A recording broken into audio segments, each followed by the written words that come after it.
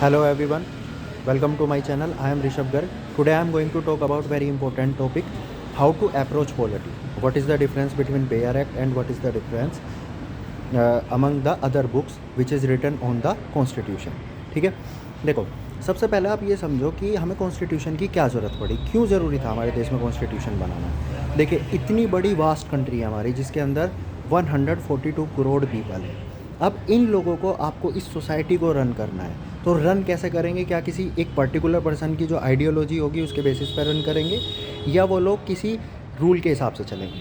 देखो ancient time में, medieval time में या मॉडर्न टाइम में हमारी जो कंट्री रन करती रही है वो बेसिकली किन्हीं पर्टिकुलर पर्सन की मोनोपोली के हिसाब से रन करती रही है, जिसमें एक पर्टिकुलर सेक्शन था जिसके बहुत सारे राइट्स वहाँ पे एक्सप्लॉइट हुए थे।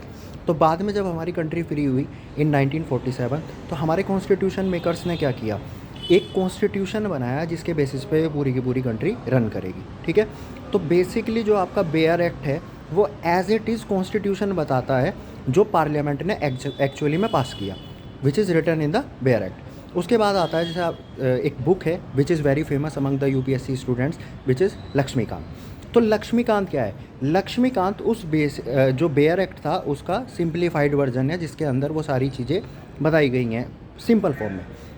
क्योंकि एक कॉमन पर्सन के लिए, यूपीएससी एस्पिरेंट के लिए एक लॉ की लैंग्वेज पढ़ना वो काफ़ी कॉम्प्लिकेटेड हो जाता है, and he can not easily understand the complication of those laws. तो लक्ष्मीकांत ने क्या किया है, उस इंस्टीट्यूशंस के जो लॉज थे उनको सिंप्लीफाई फॉर्मेट में लिखा है।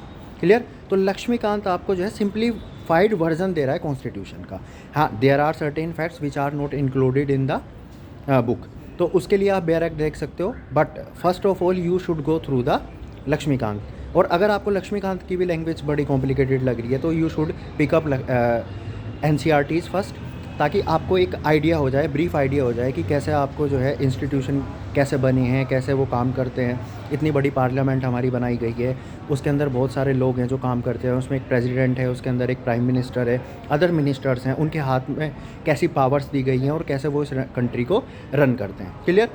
तो आप आज हम इसी टॉपिक के बारे में बात करने वाले थे, और बाकी जो भी आपकी क्वेरीज़ हैं please write in the comment box, I will try to answer them. Thank you.